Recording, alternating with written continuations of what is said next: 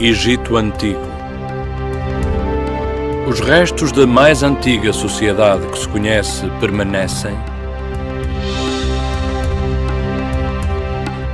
por entre as areias do deserto e as marés do rio Nilo. Mas durante 1600 anos, uma importante zona desta paisagem desapareceu. Enterrada como um tesouro no mar, à espera de ser descoberta. O Palácio de Cleópatra.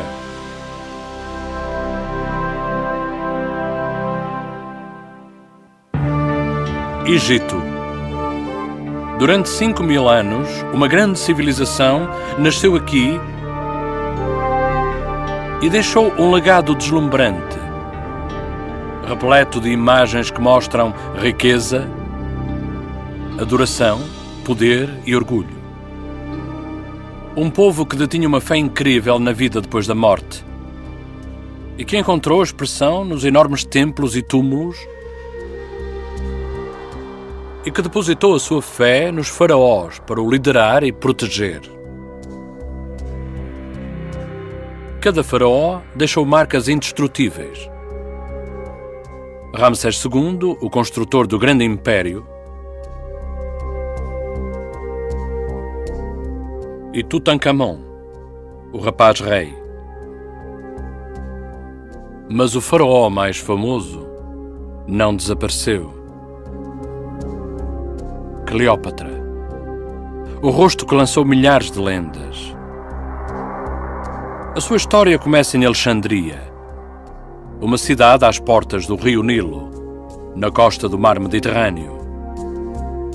Foi fundada em 332 a.C. por Alexandre o Grande, que conquistou o Egito para o seu império em expansão. Após a morte de Alexandre, a cidade caiu nas mãos do general Ptolomeu I e os gregos passaram a controlar o Egito. 100 anos depois, Alexandria era a cidade mais famosa do mundo. Um centro cultural e de aprendizagem que atraía os melhores académicos e artistas da época. Foi crescendo como um porto de comércio entre a Europa e a Ásia. Os navios que viajavam da Índia e de Roma procuravam o mítico farol, uma das 7 maravilhas do mundo antigo. A ocupação grega de Alexandria e do resto do Egito durou uns 300 anos, até à era de Cleópatra. Rainha Cleópatra VII, um faraó egípcio e um grego puro. Continua a ser um dos maiores enigmas da história. Popular entre os egípcios, Cleópatra foi a primeira governante a aprender a língua deles. Ela manteve o poderoso Império Romano afastado, falsificando alianças próximas com os seus líderes. Mas a sua sorte chegou ao fim quando Otávio, o governador da Roma Ocidental, decidiu tirar o Egito a Cleópatra. Em vez de se dar por vencida, a rainha suicidou-se. Porém, de todo o drama pelo qual Cleópatra terá passado, não há vestígios na cidade de Alexandria atualmente. Em vez disso, o seu mundo permanece escondido a 10 metros de água turva, numa baía que se estende por 2 quilómetros quadrados. Nunca ninguém tentou fazer uma busca completa a este local. Até agora.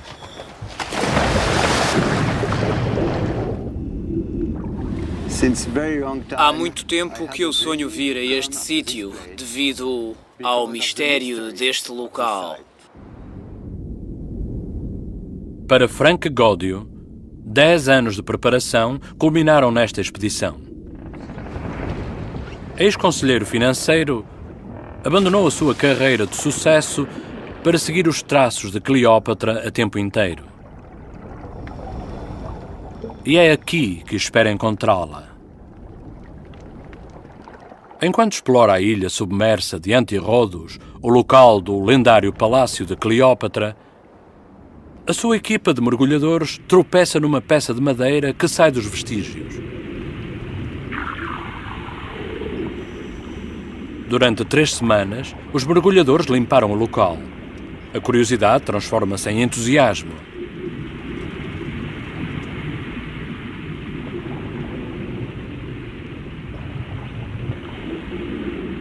São os destroços de um navio antigo com mais de 30 metros de comprimento. A grande surpresa para a equipa e para mim, nesta época, foi a descoberta dos destroços no porto da ilha de Antirrodos.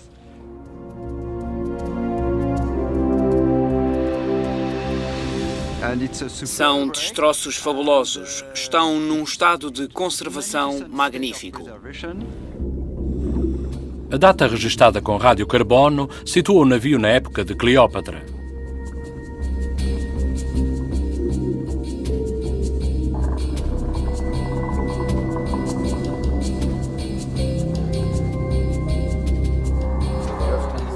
Gódio pede ao artista Patrice Sandrin para fazer um esboço do enorme navio.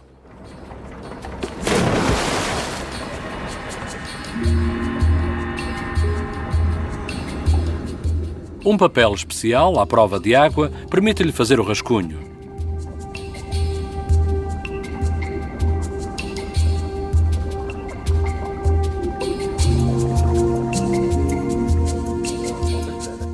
Vamos agora transferir as medidas do fundo do barco feitas pelo Patrice.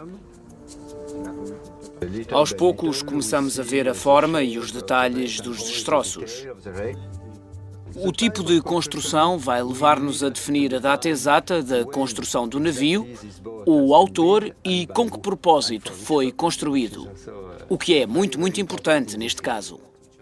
Os desenhos e as filmagens de Sandrin são enviados para o Dr. Steve Vinson, da Universidade de Chicago, um especialista em navios antigos e em navegação. Uns bons destroços de navios antigos são sempre uma boa surpresa. Na verdade, o local onde eles estão a fazer as buscas é o fundo do navio, onde se acumulam as sujidades e porcarias. Basicamente, fica por baixo da direção do navio. Um modelo de computador ajuda o Dr. Vinson a dar vida ao navio. Como se pode ver, nem todas as armações atravessam a quilha. O desenho deu uma primeira pista, porque com ele consegui ver o aspecto geral. Temos uma linha central, a quilha, que é este membro pesado e longitudinal que começa na parte da frente do navio até à parte de trás. Para lá da quilha existem inúmeras peças que vão de um lado ao outro, às quais chamamos de costada ou de armadura. Para os padrões da altura, o navio era bastante grande, 30 metros de comprimento, com vigas muito grossas que mediam 8 metros de uma ponta à outra. Vinson acha que é um navio de carga. Se ele estava a sair do Egito, podia estar a transportar cereais. As estatísticas dizem que os navios de cereais do Egito para Roma transportavam cerca de 50.000 toneladas por ano. Um navio de carga deste tamanho podia transportar 300 toneladas de cereais ou vinho armazenados em compartimentos apertados. A riqueza do Nilo que enriqueceu Cleópatra. Terão passado de navio pelo Egito muitos bens de luxo provenientes da China, da Índia e da África subsaariana. Terão passado também seda da China, especiarias da Arábia, incensos e perfumes de África, animais exóticos e leões para devorarem os cristãos.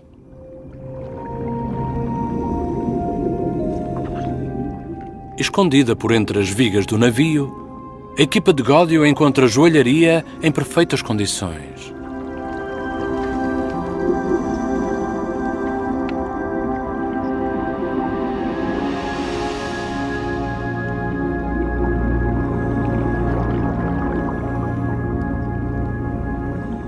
Todos os dias temos surpresas com estes vestígios. Primeiro descobrimos-lo e o seu tamanho é bastante impressionante. Temos também peças luxuosas, peças de muito boa qualidade. Este é o fundo de uma delicada e bonita taça. encontramos também um gancho de cabelo em marfim. Temos também um anel de ouro muito engraçado. Muito bonito. E temos este importante e delicado anel de ouro. É um anel de ouro com pedras semi-preciosas, onde está gravada a crista de uma ave, um entalhe que era utilizado como carimbo, por exemplo. Depois de semanas a limpar os vestígios do navio, os mergulhadores encontraram um buraco enorme, o ferimento que provocou o afundamento do navio há 2000 anos. Porém, não há maneira de descobrir se isto foi o resultado de o casco ter batido no Recife ou se a causa terá sido uma guerra. Poderá demorar anos a resolver o mistério deste navio no porto de Cleópatra. Este é um dos navios antigos mais bem preservados que até hoje se encontrou. Um navio que Cleópatra terá visto a navegar do seu palácio real. O palácio que Frank Goddio está determinado a encontrar. Há 2000 anos, Alexandria era a cidade mais rica do mundo. Maior do que Atenas e Roma.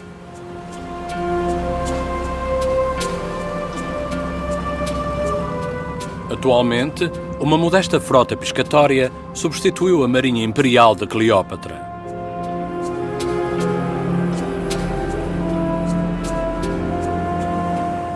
Algures nestas águas estão os palácios onde ela seduziu os homens mais poderosos da terra. Júlio César, de Roma,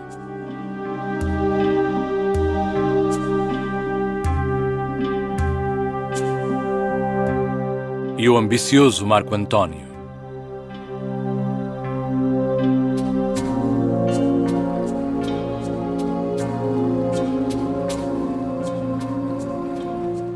Mas o tempo foi cruel para Alexandria. 4 séculos após a morte de Cleópatra, terremotos e um enorme maremoto derrubaram os palácios da linha da frente do porto.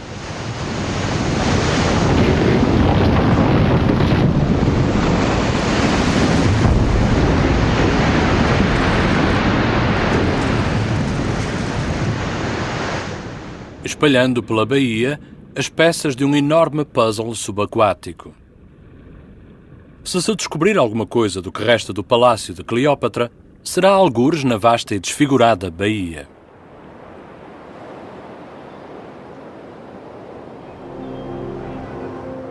De 2 a 10 metros de profundidade, a baía tem mais de 2 quilómetros quadrados. Goddio precisa de um ponto de partida para a caça ao seu tesouro. O seu único guia é uma voz tímida da antiguidade. Um autor grego que viajou até Alexandria 4 anos após a queda de Cleópatra e relatou as maravilhas que viu.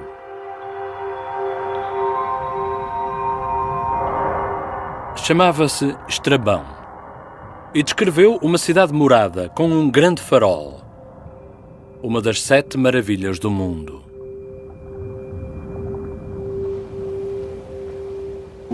Através de Estrabão, sabemos que, à volta do porto, existiam palácios e templos. Entre eles existia ainda uma ilha com o palácio de Cleópatra e um pequeno porto que pertencia ao rei. Vários mapas foram feitos baseados nos relatos de Estrabão, mas apenas a exploração subaquática poderá providenciar os pormenores que ainda faltam. A visibilidade é um problema. Os mergulhadores dificilmente conseguem ver mais do que 2 metros através das águas turvas, e a mais pequena agitação desperta séculos de lodo depositado.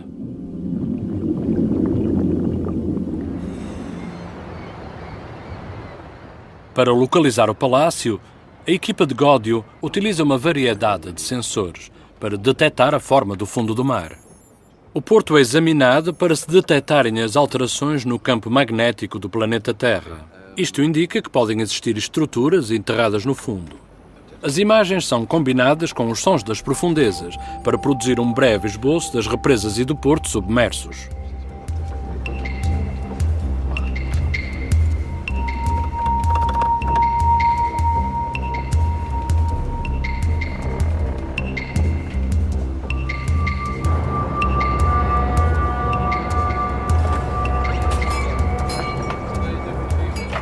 Gódio reuniu uma equipa multinacional de mergulhadores e arqueólogos.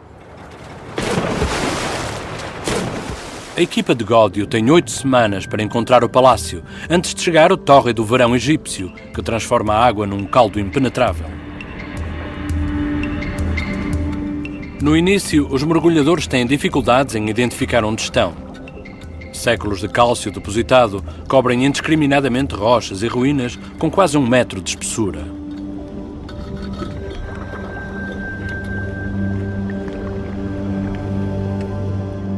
À medida que os mergulhadores retiram esta camada, a riqueza e a grandiosidade das peças da antiguidade ficam a descoberto.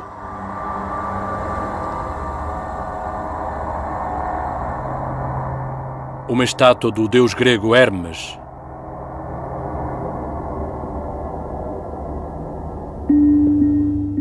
Uma serpente enrolada, guardiã da cidade.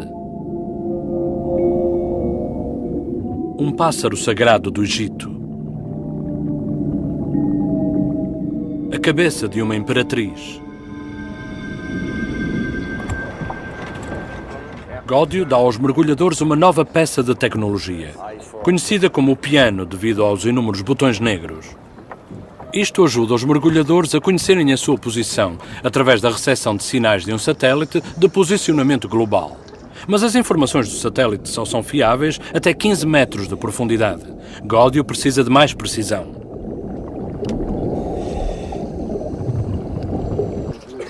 Ele encontra uma solução moderna, num forte medieval.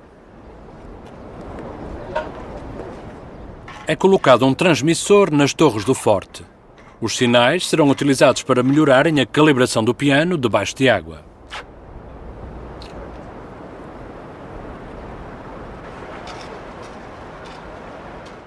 Este receptor está ligado a 2 antenas. A primeira recebe o sinal do satélite.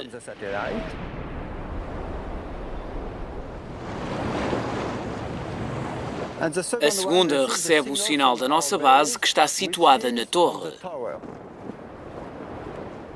O computador encarrega-se de misturar os 2 sinais. O novo método de Gódio é 30 vezes mais preciso do que o anterior.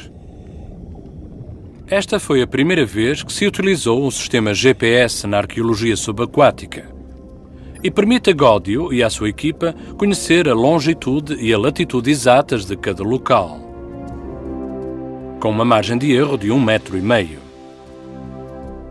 Os resultados das pesquisas com o GPS são impressionantes.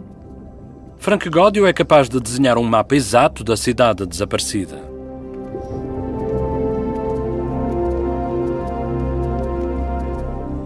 Em 1997 e 1998, depois de escavações arqueológicas, conseguimos definir com precisão os contornos e a localização das ruínas da cidade.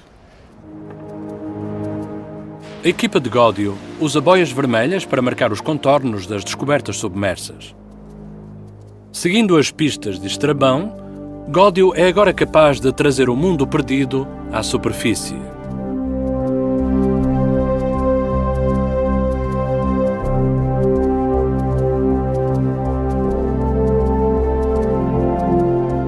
O seu mapa permite entrar no domínio da rainha.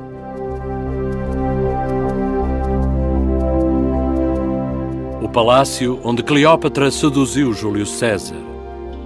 O poderoso comandante da legião romana.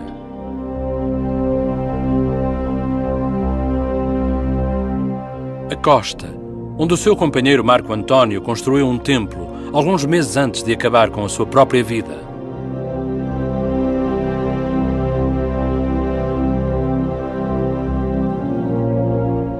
E, finalmente, Antirrodos, a ilha real de Cleópatra.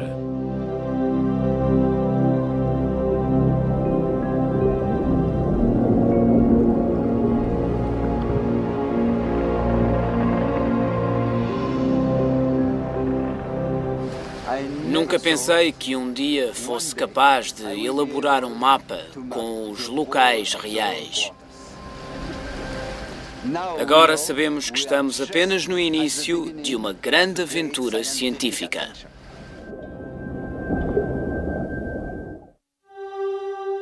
Pela primeira vez em quase 2000 anos, os palácios reais da rainha Cleópatra podem receber novos visitantes. Depois de elaborar o mapa do Porto Antigo de Alexandria, Gódio limita a sua procura à ilha submersa de Antirrodos. Depois podemos avançar com o mergulho na outra parte. Foi aqui, em 26 a.C., que o geógrafo Estrabão viu a casa de verão de Cleópatra, 4 anos após a sua morte. Mas ele não dá pistas da localização do palácio.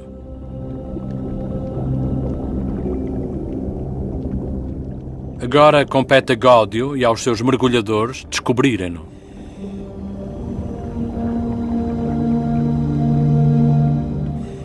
Uma escavação arqueológica é como um puzzle. Existe muito pouca informação para preencher os espaços.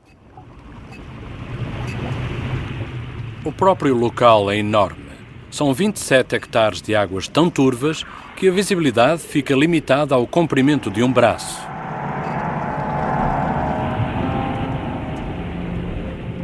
As peças que são descobertas têm de ser vistas segundo um espaço de tempo em que a vida de Cleópatra é apenas um breve momento.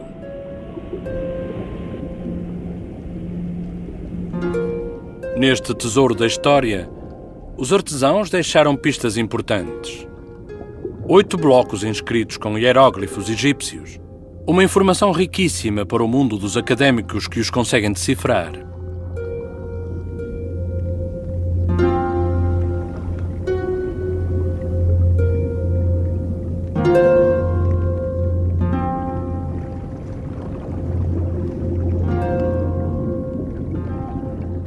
Faixas de silicone flexível são utilizadas para se fazerem cópias dos textos.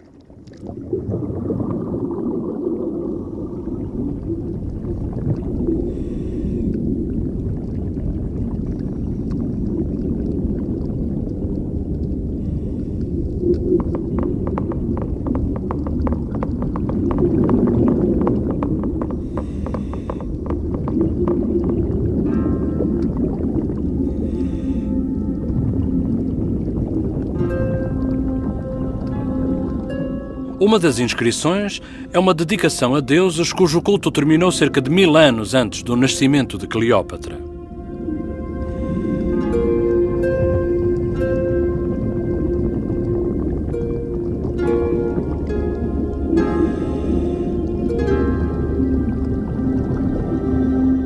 Outras inscrições aparecem em grego. Uma placa honra um imperador que governou 2 séculos depois da morte de Cleópatra.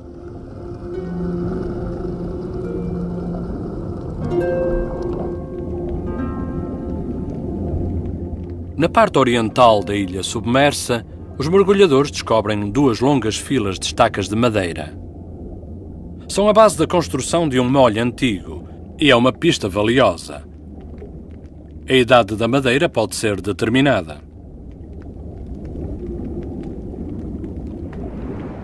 São datadas do século IV a.C. ao século V a.C. Isto é muito interessante. O molho já existia aqui muito antes de Cleópatra. É uma descoberta encorajadora. Se sobreviveu todos estes anos, é possível que o mundo de Cleópatra também tenha sobrevivido. Na altura em que Cleópatra assumiu o trono, Antirrodos era um porto próspero. O sítio ideal para o palácio de uma beleza ambiciosa e dos seus famosos amantes.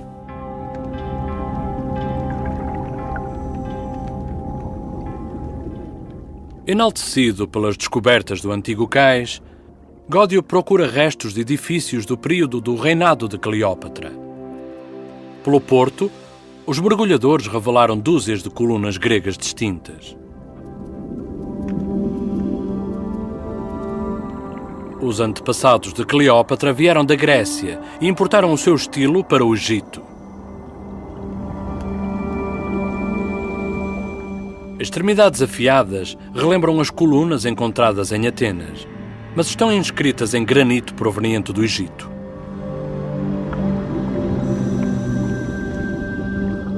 As pedras que eram colocadas no topo das colunas são decoradas com símbolos tradicionais egípcios.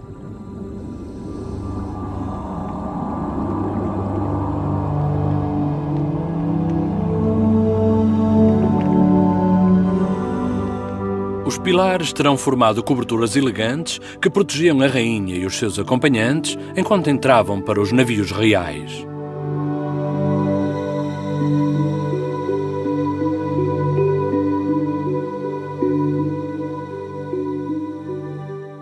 Ancorado sobre a ilha afundada de Cleópatra, Gódio persegue uma pista que é descrita apenas pelo antigo geógrafo Estrabão no ano 27 a.C.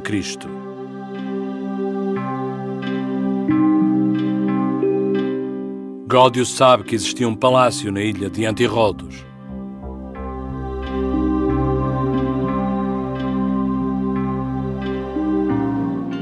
Daqui, a família real podia ver todo o porto em direção ao Grande Farol.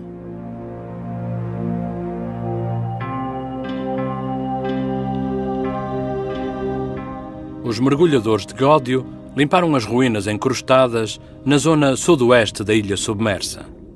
Agora, o trabalho compensa.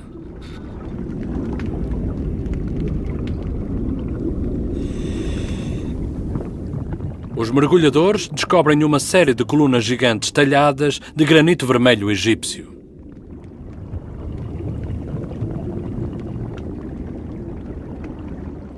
Na parte sudoeste da ilha de Antirrodos, encontramos uma acumulação de colunas de granito vermelho, caídas à entrada do porto.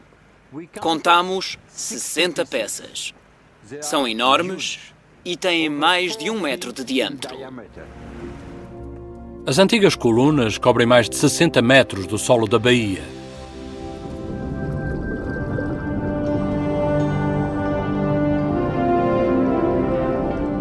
Peças de olaria partidas por entre elas sugerem que caíram durante um terremoto, séculos depois da morte de Cleópatra.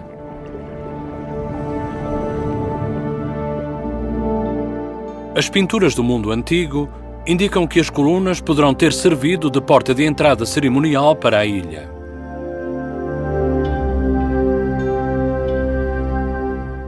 As colunas traduzem a majestosidade dos seus donos. Algumas têm mais de 7 metros de altura. Uma entrada magnífica, digna de uma rainha. Os marinheiros que se aproximavam terão ficado maravilhados com a magnífica entrada para a Ilha Real. A entrada leva Gódio a suspeitar que o palácio terá ficado no centro da ilha. Mas nas suas tentativas para o encontrar, Gódio encontra o inesperado.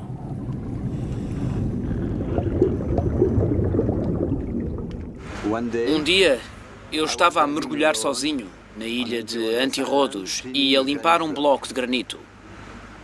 Esperava encontrar alguma pista que me dissesse que eu estava no caminho certo para descobrir as ruínas do palácio de Cleópatra. Os hieróglifos no bloco de pedra revelaram uma serpente enrolada, relembrando o explorador de uma serpente lendária que acabou com a vida de uma rainha de 39 anos. Mesmo não sendo do período de Cleópatra, considerei-a um bom presságio para a minha investigação. Na inscrição pode ler-se Vida Eterna.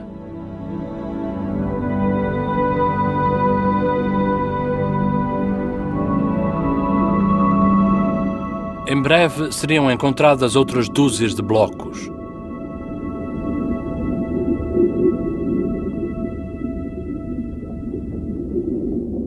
A descoberta seguinte convence a equipa de que estão no caminho certo. Vastas extensões de piso de calcário dignas de uma rainha. 550 metros quadrados por toda a ilha, formando uma série de esplanadas à beira-mar. Foram encontradas mais colunas caídas, que parecem formar um corredor antigo que conduz presumivelmente ao palácio.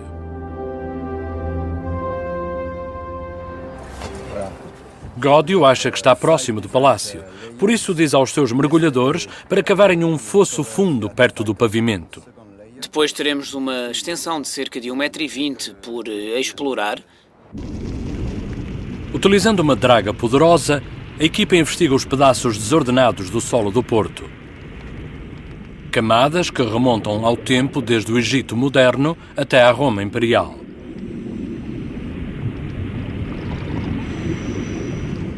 A equipa demora 3 semanas para atingir a camada em que tem mais interesse.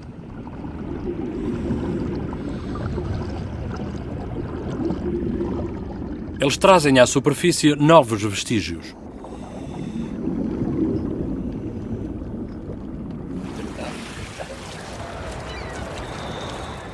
Pensamos que a camada que descobrimos ontem com esta cerâmica data do tempo de Cleópatra.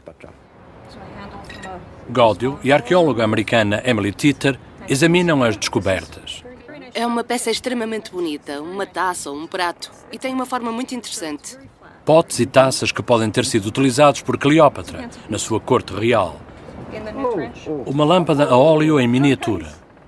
Isto é interessante. Este é bastante diferente e muito peculiar, e está em perfeitas condições. Entretanto, uma outra equipa de mergulhadores fez uma descoberta impressionante. Onde termina o pavimento abruptamente, surgem enormes blocos de pedra. Pouco certo do propósito destes blocos, Gódio decide escavar à volta deles, para ver se existem sinais de alguma coisa importante. Um palácio é, obviamente, um monumento importante, e para este monumento importante é necessário uma estrutura muito forte. Os mergulhadores de Gódio começaram a perfurar séculos de história. Aparece uma série de alicerces em madeira, delineando uma estrutura de 62 metros de extensão e com largura suficiente para suportar os blocos de construção que a equipa descobriu anteriormente. Gódio está convencido de que podem ser os alicerces do Palácio de Cleópatra.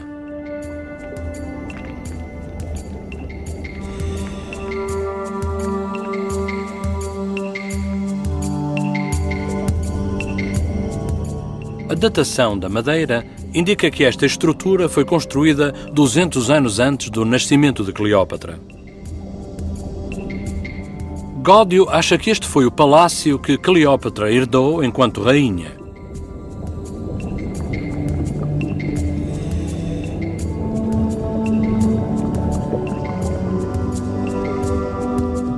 O que significaria que ele teria descoberto as ruínas do palácio de Cleópatra na ilha.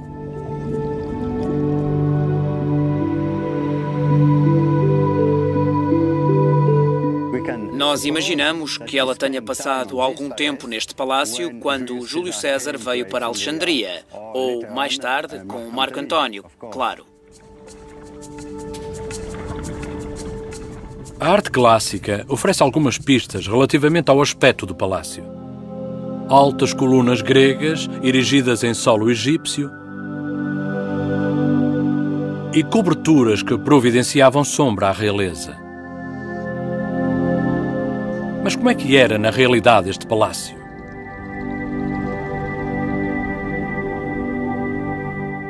Baseados nos alicerces encontrados, os peritos podem agora arriscar algumas suposições. No interior destas paredes, o hall de entrada era revestido a marfim e carapaça de tartaruga indiana estava embutida nas portas. O palácio estava decorado com esmeraldas e joias reluzentes nos sofás.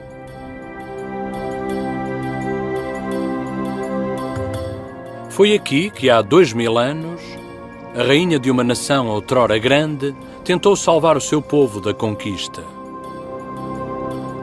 O caso amoroso de Cleópatra com Júlio César e Marco António transformaram-se em lendas duradouras. 2 temíveis guerreiros, arrebatados por uma beldade real e ofuscados pela riqueza da sua dinastia. Sinto-me privilegiado por poder tocar no pavimento que outrora Cleópatra pisou. Gódio descobriu o edifício principal do Palácio de Cleópatra. Mas sabe que a sua exploração na ilha ainda não terminou. Os mergulhadores descobriram algo invulgar ali perto. Algo que apanharia qualquer um de surpresa.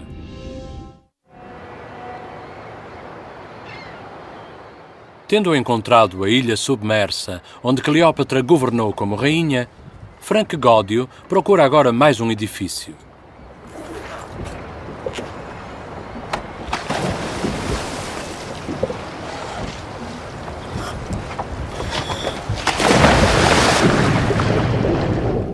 Um templo que pertencia a Cleópatra. O seu templo pessoal. Os mergulhadores passaram 2 anos a procurá-lo. Gódio continua convencido de que ele está lá.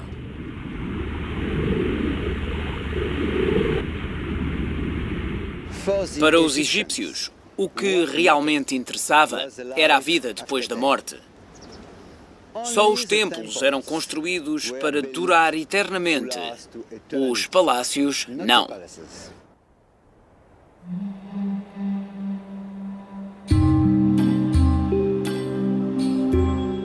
Um templo a centenas de quilómetros a sul ainda representa a imortalidade de Cleópatra.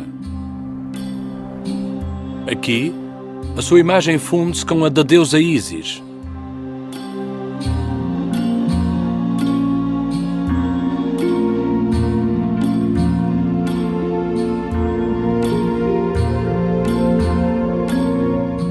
Ísis controlava o poder da fertilidade. As mulheres imploravam-lhe a bênção para as suas crianças. Ela controlava o fluxo anual do rio Nilo, que era essencial para as colheitas.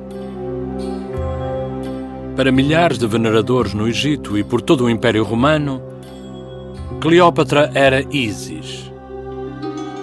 Nas procissões religiosas, a rainha Cleópatra vestia-se como a própria deusa. Afinal, o que é que restou do templo de Cleópatra?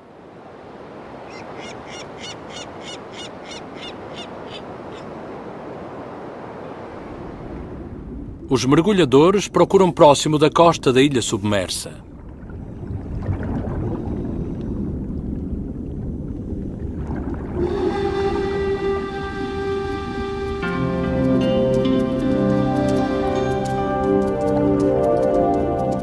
É encontrada uma estátua elaborada, mas a sua identidade não é imediatamente reconhecida.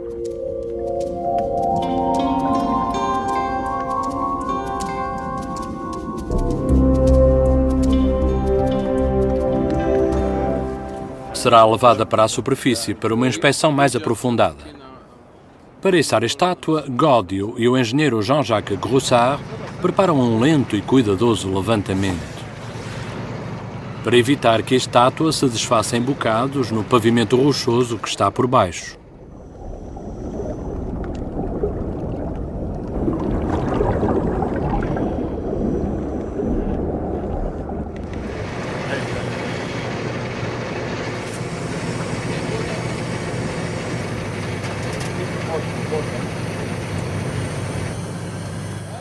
Não é fácil saber o que poderia ser.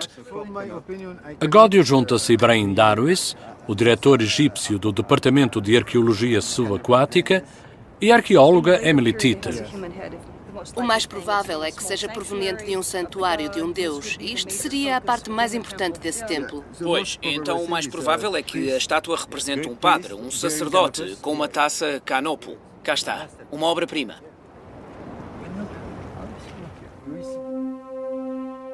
Um sacerdote dá homenagem de Cleópatra à deusa Ísis. Ele tem uma taça chamada canopo, cheia de água benta do Nilo Sagrado. É uma descoberta valiosa. A primeira estátua de canopo encontrada no Egito.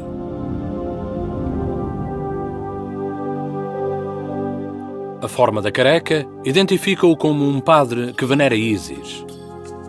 O seu corpo era completamente barbeado, de 3 em 3 dias, para estar puro e para se preparar para rezar à deusa e assegurar a fertilidade do Nilo.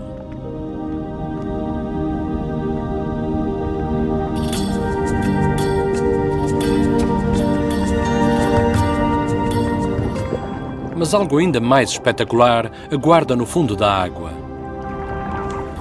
2 esfinges perfeitas.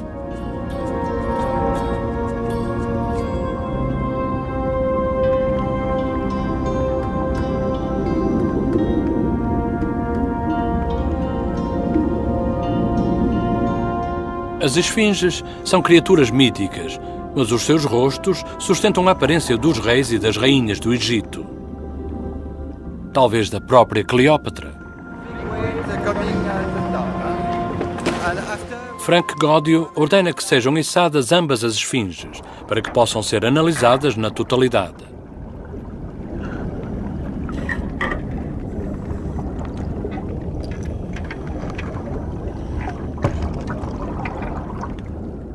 Durante 2000 anos, estas esfinges estiveram escondidas dos olhos humanos. Agora, durante alguns minutos agonizantes, elas sobem em direção ao céu.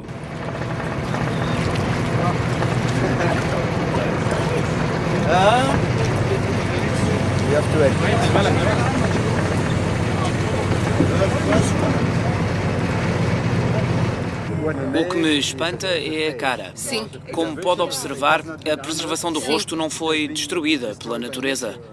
Mas infelizmente não há inscrições. Em termos estilísticos, seria fácil de datar devido ao arredondamento da cara e aos ombros. É muito bonito. Para os mergulhadores, depois de meses de exploração na escuridão, é um momento de alegria. Cada uma das esfinges é preparada para um molde em silicone. É aplicada vaselina para lubrificar a superfície. Vão ser enviados modelos em tamanho real para especialistas que possam ajudar a resolver o enigma das esfinges.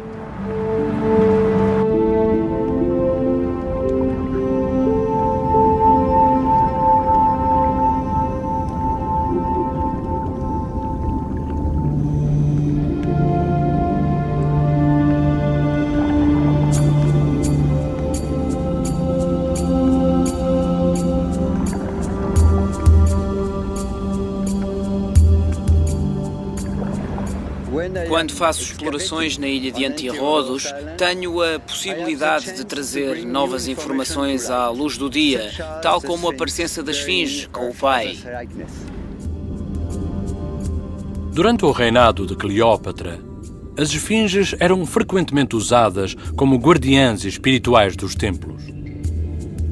A descoberta das esfinges num local tão próximo do padre da Taça Canopo leva a crer que Godio encontrou o templo que procurava.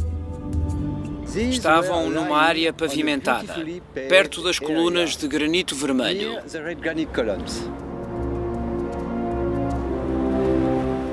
Esta disposição demonstra que este era provavelmente um templo pequeno construído em memória de Ísis, próximo do palácio.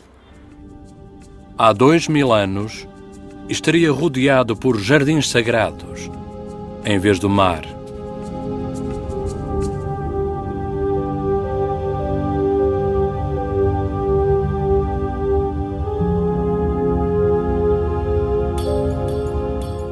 Quando a deusa Ísis se transformava em humano, Cleópatra terá tido aqui algumas procissões, rituais sagrados, abençoados por padres que adoravam Ísis, purificados pelas águas sagradas do Nilo, através das taças de Canopo. Nas últimas horas da expedição, há ainda um último tesouro que é preciso revelar a partir do porto de Cleópatra. É uma gigante cabeça em pedra. A estátua completa deveria ter pelo menos 5 metros de altura. Mas qual seria o humano que mereceria tal memorial? Existe apenas uma maneira de ter a certeza, que é trazer a estátua para a terra e analisá-la.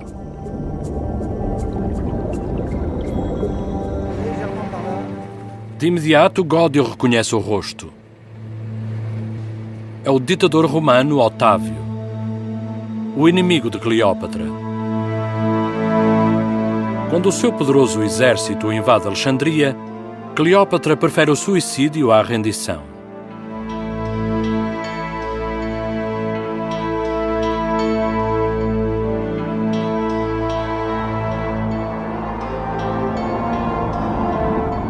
Ela foi a última rainha do Egito. E agora um poderoso romano reclama o seu reino.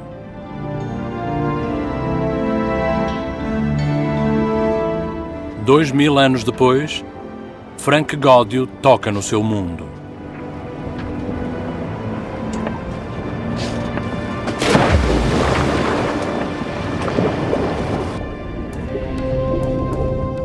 À medida que se prepara para regressar a casa, a equipa de Gódio tem uma última tarefa. Eles devem devolver todos os tesouros de Cleópatra à baía. As autoridades egípcias determinarão o seu destino.